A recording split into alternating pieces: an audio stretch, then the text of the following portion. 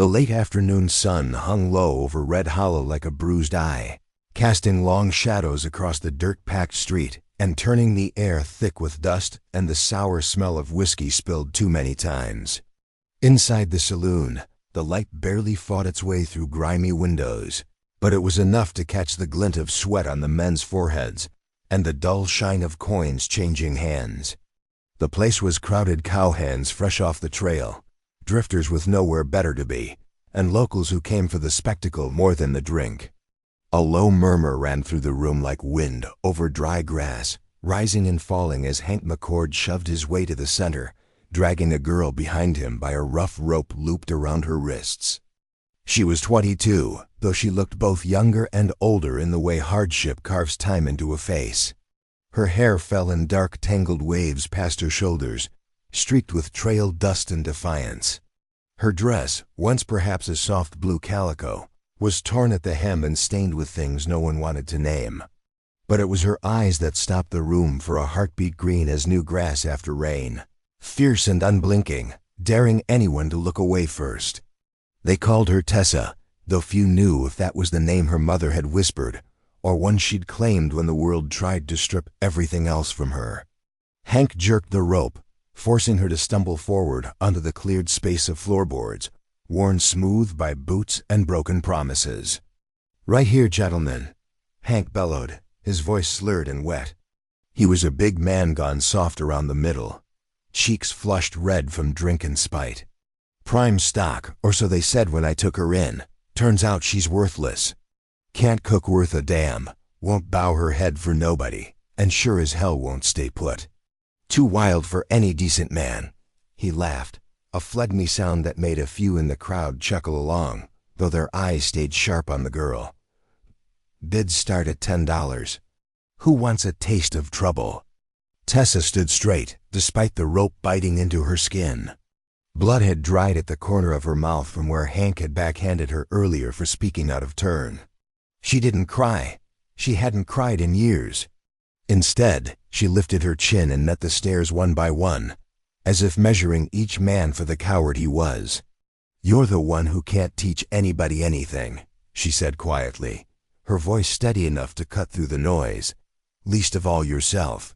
The room went still for a second, then Hank's face purpled. He swung his fist, catching her across the jaw. She went down hard, knees cracking against the wood, but she pushed herself up again before anyone could offer a hand she wouldn't take. A thin line of fresh blood welled at her lip. She spat it onto the floor without breaking eye contact with him. Someone whistled low. Another man muttered something about spirit. Hank raised his hand again, but a voice from the back stopped him cold. "Enough." B.O. Dillon stepped forward through the crowd. He was tall, broad across the shoulders from years of hard work, though he moved with a limp now, leaning on a carved walking cane that doubled as a weapon when needed. His left leg was bound in a makeshift cast of splints and bandages, remnants of a fall from a spooked horse 3 months back that had shattered bone and pride in equal measure. His face was weathered, lying deeper than his 34 years should have allowed, with dark hair curling under the brim of a battered hat and eyes the color of storm clouds over the plains. He wore no gun today. He didn't need one to command respect. The crowd parted for him like water around rock. Hank sneered. "What's this the cripple wants in? Thought you couldn't afford beans, let alone a woman." B.O. ignored him. His gaze settled on Tessa. She looked back, wary but curious, as if weighing whether this new man was another kind of trap or something else entirely. He reached into his vest pocket, pulled out a small leather pouch, and counted out silver coins, $23 and change, every cent he had left after selling off the last of his yearlings to keep the ranch from the bank. He dropped them into Hank's waiting palm without ceremony. "She's mine now," B.O. said. His voice was low, calm, the kind that didn't need to shout to be heard. "Cut the rope." Hank hesitated, then laughed again and sliced the bindings with a pocket knife. Tessa rubbed her wrists, red welts blooming on the skin, but she didn't step back when B.O. moved closer. He offered his hand not to grab, but to help her stand if she chose. She studied it for a long moment, then took it. His grip was firm but careful, like he knew what it cost her to accept help from anyone. She rose, brushing dust from her skirt, and they walked out together without another word to the room. The saloon doors swung shut behind them, muffling the sudden burst of talk and laughter. Outside, the air was cooler, scented with sage and horse sweat. Beau's wagon waited at the hitching rail, a simple flatbed with a single weary gelding. He helped her up without asking if she needed it, then climbed in beside her, wincing as he settled his bad leg. The ride out of town was silent at first, only the creak of wheels and the rhythmic clop of hooves on hardpack. Tessa kept her eyes on the horizon, arms crossed tight over her chest. "Why?" she asked finally, voice barely above the wind. Bio glanced at her. "Why what? Why'd you buy me? You don't look like the kind of man who needs a wife, or a servant, or whatever it is you think you're getting." He thought about that for a mile or two. "I don't need any of those things," he said. "What I need is someone who won't quit when the work gets hard. Someone with fire enough to keep going when everything else says stop. I saw that in you back there. I don't want easy. Easy breaks the first time the wind blows wrong." She turned to look at him fully then, searching his face for mockery or pity. She found neither, just quiet certainty. "You don't know me," she said. "I know enough," he replied. "And I know Hank McCord. Whatever he told folks about you, it's probably half lie and half excuse for his own failures. You don't have to stay if you don't want to. Doors open when we get there. But if you do stay, you'll work, you'll eat. You'll have a bed that's yours, no strings, no games." Tessa let the words settle. No one had ever spoken to her like that, like she was a person with choices, not a problem to be solved or a thing to be owned. She didn't answer right away. Instead, she watched the land roll by, endless prairie stretching toward jagged mountains, grass bending under the breeze, a hawk circling high overhead. It was beautiful in a hard way, the kind of beauty that demanded you meet it on its own terms. They reached the ranch as the sun dipped behind the ridge, painting the sky in streaks of orange and purple. Beau's place was small, a two-room cabin of weathered logs, a loft above the main room, a barn that leaned slightly but held strong, and a corral where 3 horses lifted their heads at the sound of the wagon. The fences needed mending in places, the garden patch was overgrown with weeds, but the land felt honest. No false promises here. Bio climbed down first, slower than he wanted to admit, and offered his hand again. This time Tessa took it without hesitation. He showed her the loft-clean sheets on a narrow bed, a small window that looked out over the corral, a hook for her few belongings. "It's not much," he said, "but it's dry and warm."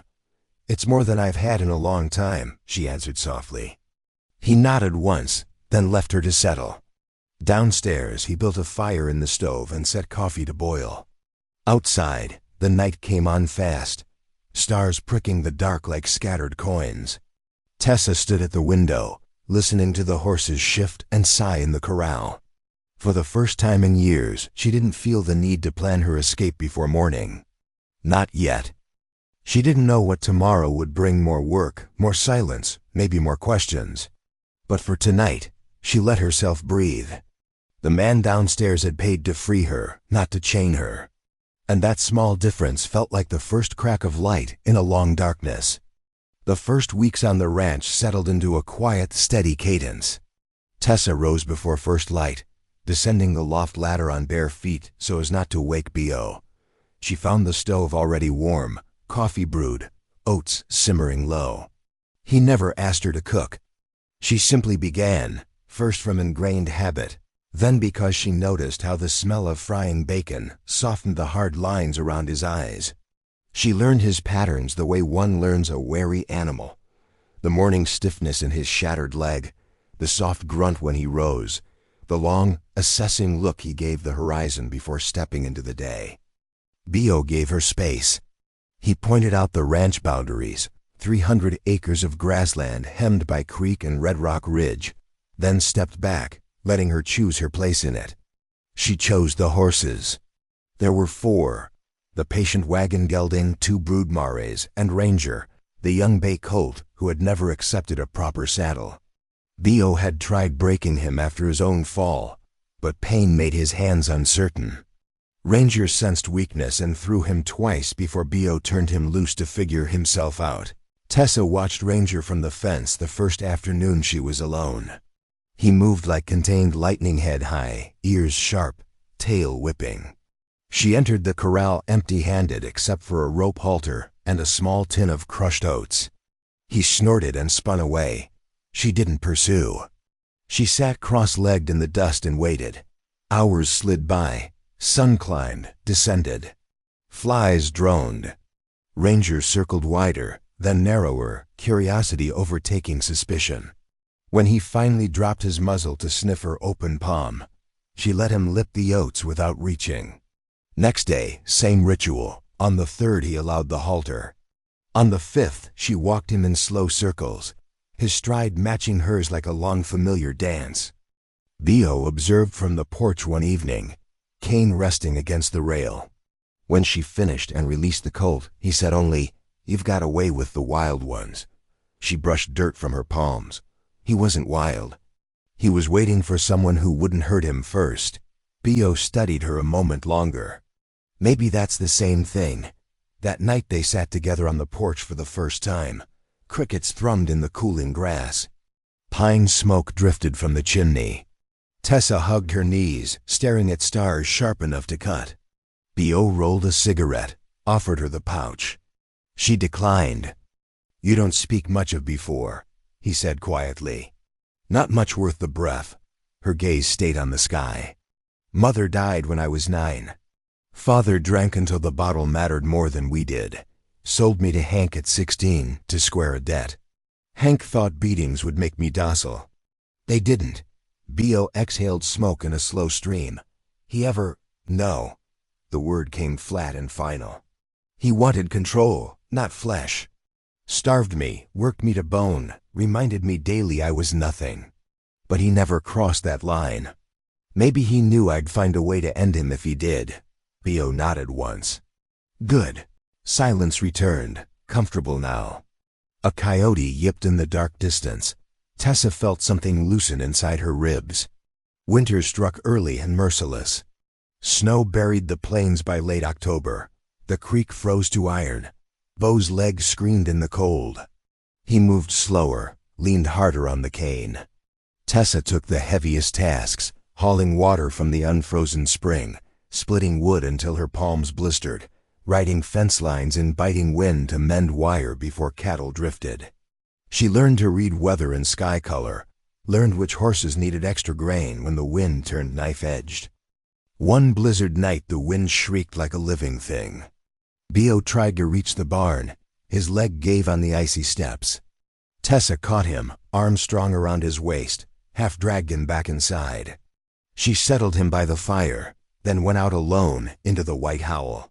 She found 2 yearlings pressed against the barn wall, ice rimming their nostrils, eyes rolling in terror. She coaxed them inside, rubbed them dry with old sacks, draped every spare blanket over their shivering frames. When she stumbled back to the cabin, snow crusted in her lashes and hair, Bio waited at the door with a thick quilt and scalding coffee. "You're a fool," he rasped. "So are you," she answered through chattering teeth, trying to go out there half-crippled.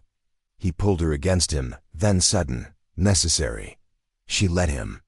His arms closed around her like shelter. She pressed her face to his coat and felt his heartbeat steady beneath the cold. Neither spoke. The storm raged outside. Inside there was only fire crackle and breathing. Spring broke soft and sudden. Snow vanished almost overnight. The creek roared brown and full. Grass surged green. Ranger, now powerfully built, gleamed like dark copper in sunlight. Tessa rode him bareback across open prairie most mornings, wind tearing her hair, feeling muscle roll beneath her like a living tide. Bio watched from the porch, cane left inside more often than not. One May afternoon, wildflowers painting the hills gold and lavender, Bio saddled the old gelding and rode out to find her. She sat barefoot by the creek, Ranger drinking beside her. He dismounted carefully, tied his horse, sat on the flat rock next to hers. "Been thinking," he said. "Dangerous," she teased softly. He gave the small, rare smile that reached his eyes. "I didn't buy you to save you, Tessa. I was the one drowning, ranch failing, leg ruined, hope gone. You walked in and changed the air. You stayed through winter. You mended what I couldn't. You brought life back to this place. And to me." She looked at the water swirling around her ankles. "I only did what needed doing. You chose to stay," he said. "That's everything." Long quiet followed. Then she reached for his hand. His fingers closed around hers, calloused, warm, certain. "I'm not leaving," she told him. He exhaled like a man released from long-held breath. "Good." They sat until sundown turned the creek to fire. Ranger nickered softly. A meadowlark lifted its song. Tessa leaned into Beau's shoulder. He wrapped an arm around her without haste. That night she came down the ladder barefoot and stood in his doorway. He looked up from mending tack by lamplight. "Bio." He set the bridle aside. She crossed to him, climbed into his lap, kissed him slow, then hungry, like something long denied. His hands settled at her waist, gentle yet anchoring. She stayed. They moved together in the quiet dark, learning each other with the same patience they'd given the land. Careful, honest, fierce when it counted. Afterward they lay tangled, her head on his chest, listening to his heartbeat ease. Outside an owl called once, low and distant. "You still think I'm too wild?" she murmured. Bio kissed her hair. "I think you're exactly right." In the stillness that followed, with the ranch breathing around them and tomorrow no longer a threat, they understood. Some things were never meant to be broken or owned. They were meant to run free side by side, fierce, whole, and finally home.